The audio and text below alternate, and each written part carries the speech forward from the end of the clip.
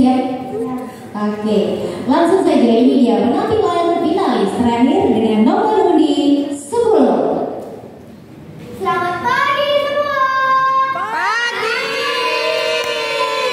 Perkenalkan, nama saya Niputu Saraswati dari SDN 1 Cakranegara.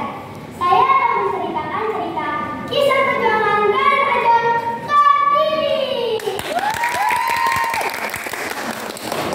Perjalanan Kartini dalam perjuangan hak perempuan sangat berat di zaman itu. Pada masa itu, perempuan dianggap tidak layak untuk bersekolah. RA Kartini lahir pada tanggal 21 April tahun 1879 di Jepang. Kartini anak kelima dari 11 bersaudara. Ayah Kartini bernama Raden Mas Adipati Aryo Sosroningrat. Pada tahun 1881, ayah Kartini diangkat sebagai bupati di Jepang. Tanda-tanda perjuangan emansipasi yang dilakukan Kartini sudah nampak sejak ia berumur 6,5 tahun. Kartini ingin sekolah, padahal pada masa itu bagi perempuan-perempuan Jawa pendidikan resmi di sekolah pada masa itu dianggap tabu, tidak dibenarkan oleh adat dan dicerca oleh masyarakat kayak digoyang gitu loh. Namun Kartini kecil memberontak dari situ dan usahanya tidak sia-sia. Akhirnya Kartini mendapatkan izin ayahnya untuk bersekolah. Di sekolah ia bergaul dengan anak-anak dengan Indo-Belanda. Anak Jawa hampir tidak ada karena ayah-ayah bupati lulus dengan prestasi terbaik.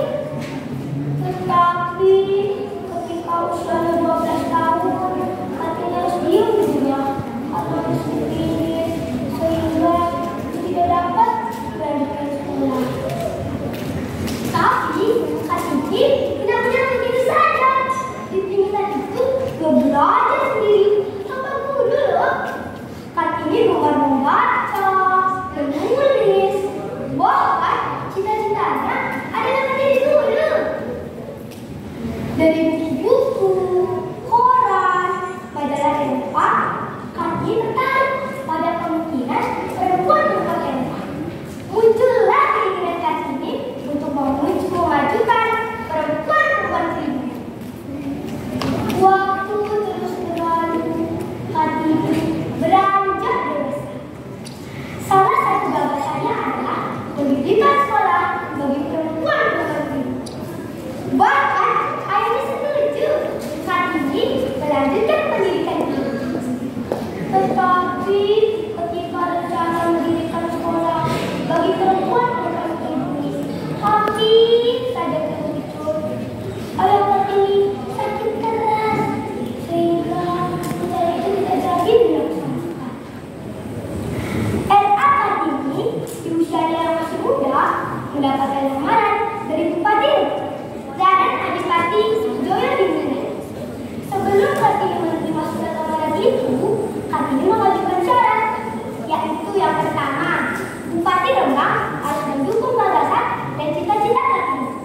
Yang kedua, Kartini diizinkan membangun sekolah dan mengajar putri-putri bangsawan di Rembang.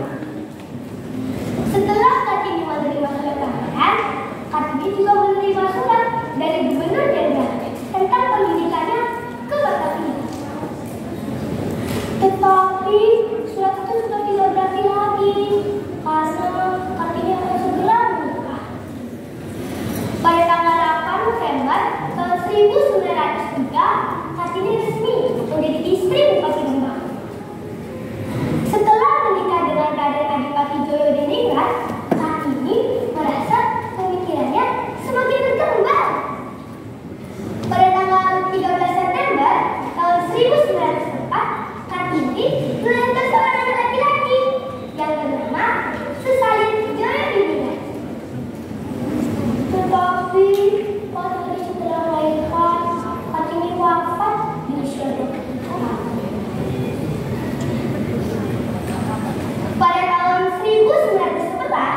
J.H. Abraham mengumpulkan seluruh surat ini dan membuatnya menjadi sebuah buku yang berjudul John Louis Gates.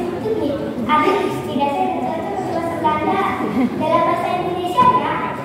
Dari